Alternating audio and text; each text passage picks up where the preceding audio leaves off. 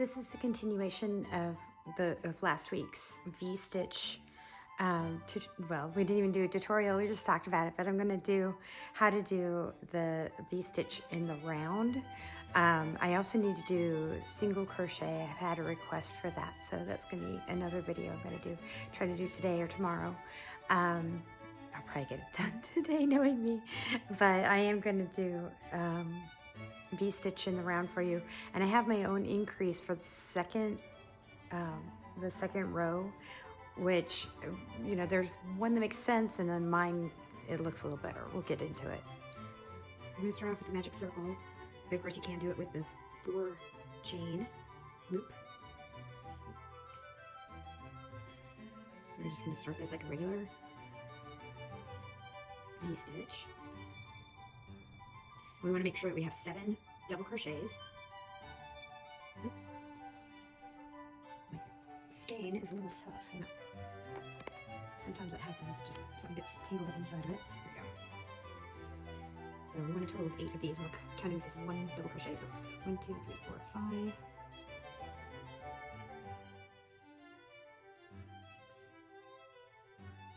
7.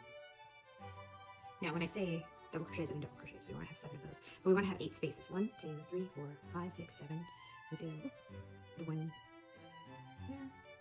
Zip is closed. And I'm going right in between, right in the round. I'm going right in between, not going into a stitch or anything, just going right between the stitches. When you're doing the V-stitch, you would want to do an increase row, or an increase space. So let's say this is my V, so I have 1, 2, 3, 4 V's in here, essentially. Even though there's 8, there's really 4.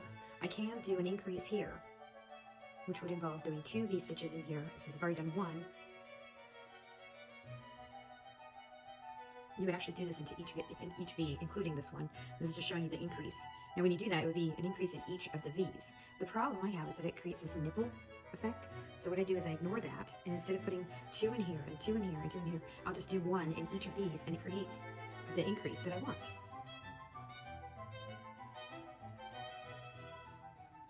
So I'm going to each and every space. And see here, I've got 8 spaces here, but now I'm going to have 1, 2, 3, 4, 5, 6, 7, 8, 9, 10, 11, 12, 13, 14, 15, and when I join this, it'll be 16. So obviously, I've had my increases. But the beauty of doing it this way is you can start to see your V's. You can see that there's a V, there's a V, there's a space, there's a V, there's a V, there's a space. So you can actually physically see those V's a lot better if you do this in your second row, instead of doing 2 V's into each of the 4 at the beginning, where it's going to warp the fabric. So now I can go into here, and this one will be just a single, so this is the 3rd row. Kind of the way I was trying to do it in the last one. Now I see where my V is here. I'm going to put 2 into this one for my increase.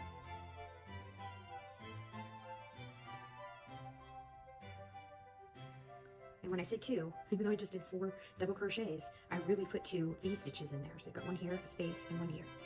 And we're going to do that pattern all the way around. And this pattern is going to be going into the V's. Sometimes they go between the V's. Oh my goodness, this yarn. Sometimes they go between the V's, and sometimes they go into the V's. And this one is going into the V's. So we have just a regular one, an increase, and a regular one. And then, so this one might be an increase.